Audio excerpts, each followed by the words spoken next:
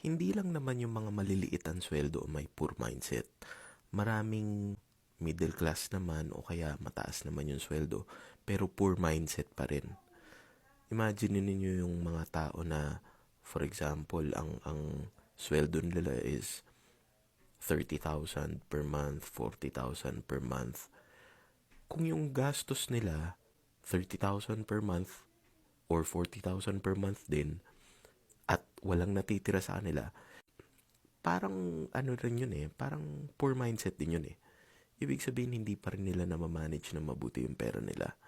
So, hindi lang yung mga taong maliliit yung sweldo, yung hindi aasenso sa buhay or hindi yayaman.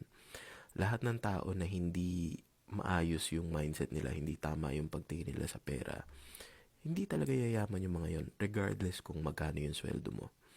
And meron din naman mga tao na maliit yung sweldo ngayon, pero dahil maayos yung mindset nila, aasenso sila.